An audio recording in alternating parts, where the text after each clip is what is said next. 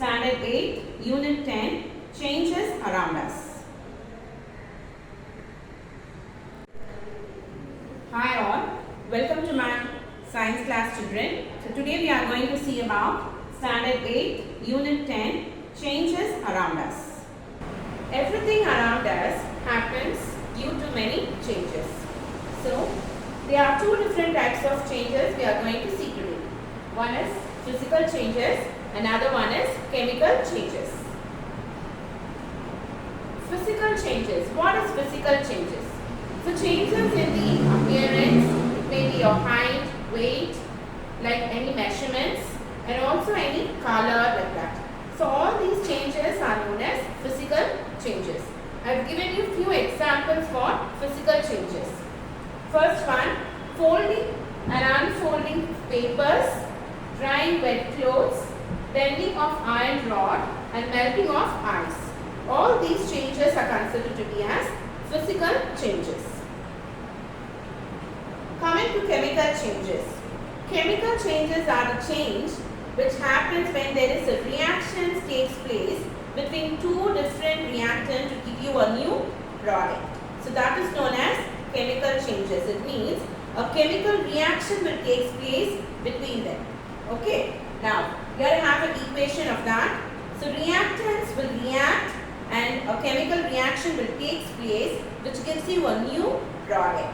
So chemical changes are always permanent and it is not reversible. So any product which is formed from a new reactants will not again get into a new form. So the products will not again go back to a reactants. Hence it is a irreversible one and it's a permanent one. Reactant undergoes chemical changes to form a new products. So this is known as chemical changes. So here you can see a few examples of chemical changes. First one is burning of papers, digestion of food, turning of milk into curd, decaying of vegetables. All these are considered to be as chemical changes due to the chemical reactions which happens within them. Here I have given you some more examples of chemical changes. Iron rusting, burning of wood, metabolism, cooking of egg, baking a cake, electroplating, fireworks, battery works. All these are some more examples for chemical changes. Next we are going to see about what are the factors determining these chemical changes. So what are the factors which induces a chemical reactions? Contact with physical states, solution of reactants, electricity, heat, light and catalyst. Let's see one by one in detail. First one is contact in physical state.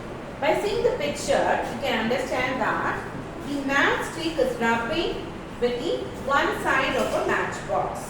So there is a contact between these two materials. It is the matchstick is getting contact with the one side of the matchbox. So due to this contact between these two materials, a chemical reaction takes place. So the contact between these two materials induces a chemical reactions. Next one is solution of reactants. In this picture it is shown that when a milk is mixed with the coffee decoction, the color changes takes place. The milk and also the coffee will change into a different colors. So this is an example of solution of reactants. Now here I have a chemical reactions. Silver chloride, silver nitrate and sodium chloride are mixed together.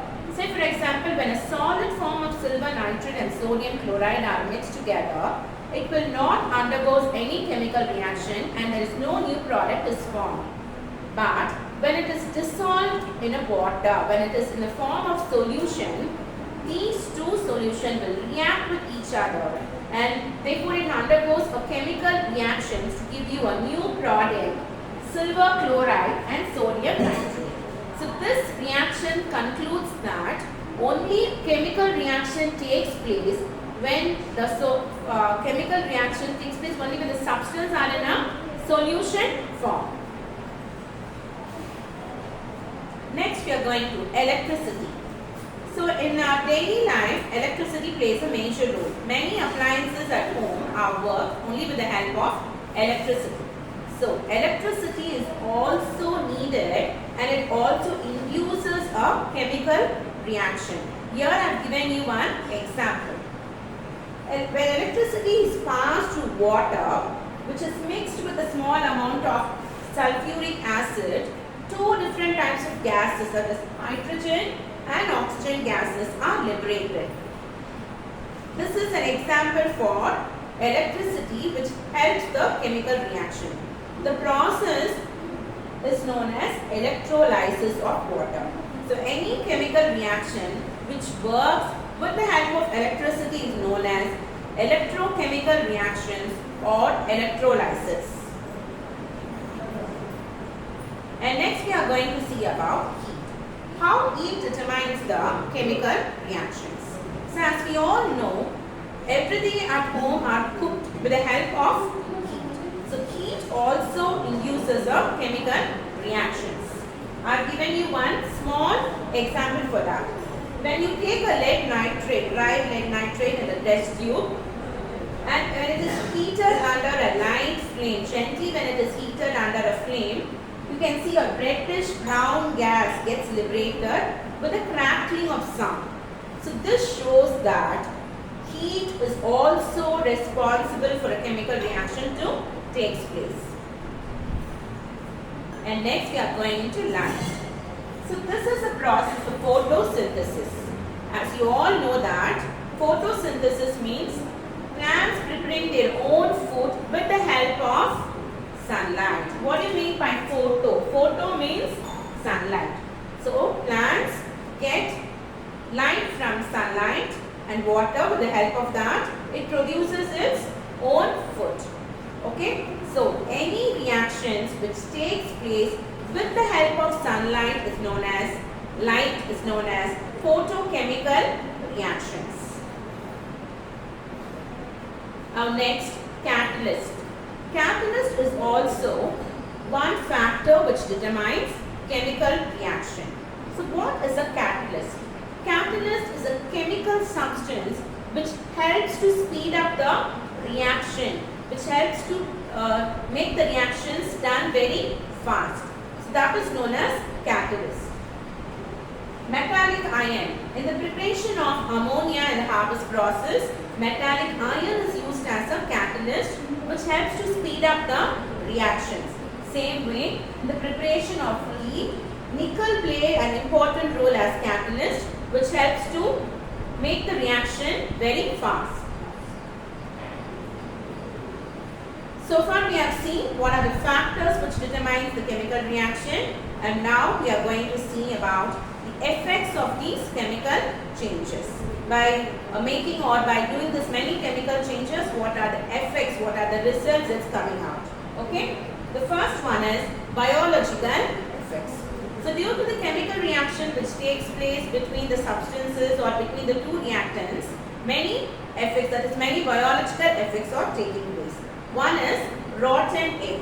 So the rotten egg will give you a bad odor, which is a bad smell, because of the production of hydrogen sulfide gas.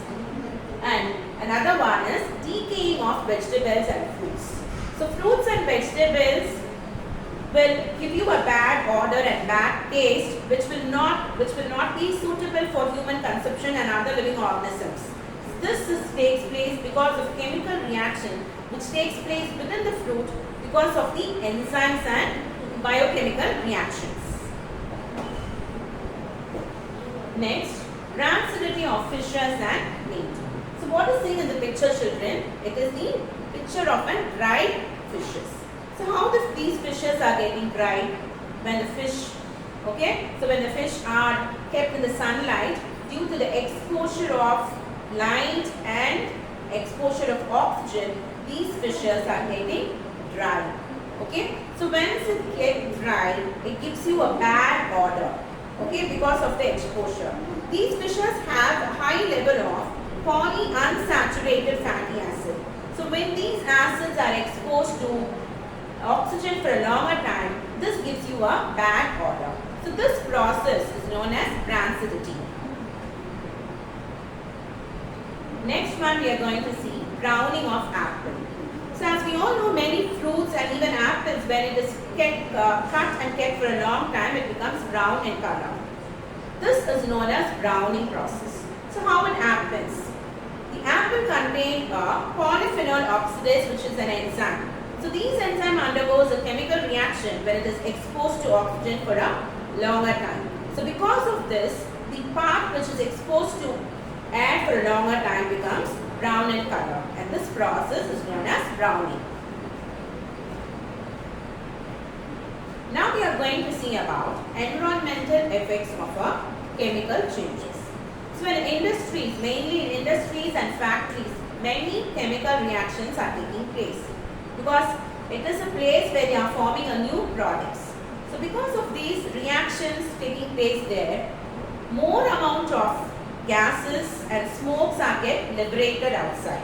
So these gases and smokes will pollute the atmosphere. They causes land pollution, water, air, every pollution. Okay, and this is an example of effects of chemical changes. And these pollution will automatically, what it will do? It will affect the human health. When we inhale these air, the human health and even other living organisms' health are getting affected by various kinds of diseases. And next we are going to see about rusting of iron. So iron, when it is exposed to water and air for a longer time, it will change into reddish brown color. So this is because of the chemical reaction which takes place within them when it is exposed to the water and air. Tarnishing of metals.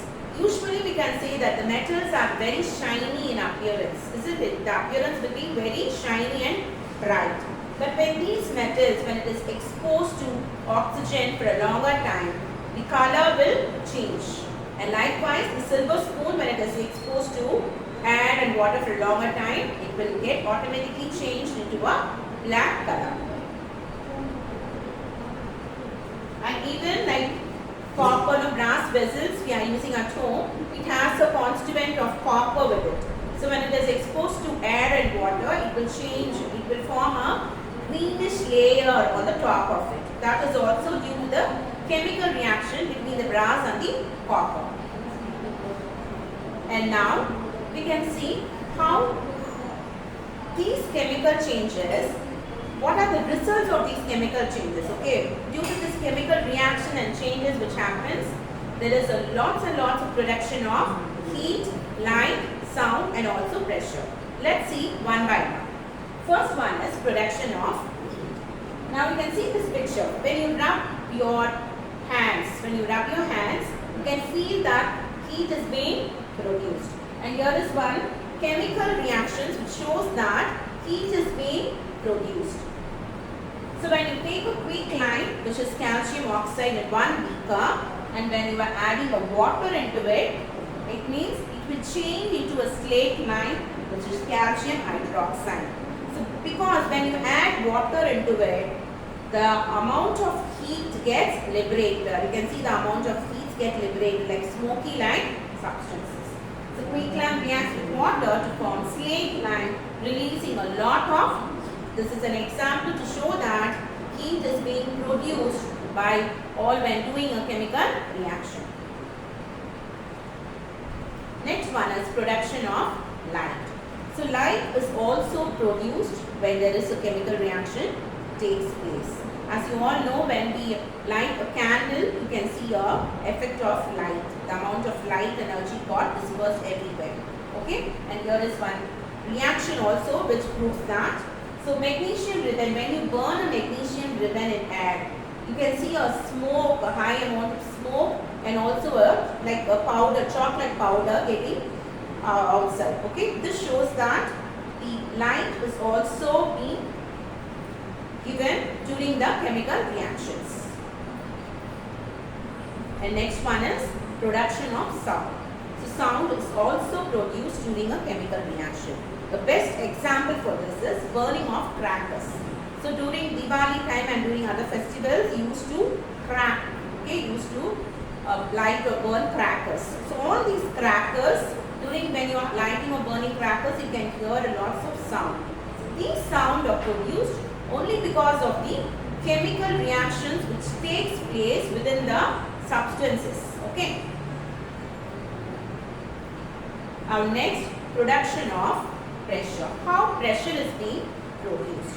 So when you compress the balloon, when it is filled with full of air, so when you press it, what does it do? It will get burst. Why it get burst? When you press the air which is inside the balloon will come out. So the extra air which is present inside the balloon will come out. So when it comes out with the increased pressure, the balloon will get burst. So this shows that pressure is also being produced during the chemical reactions. So by this chapter is getting over, children. We'll see you in another class with a new chapter. Thank you, children.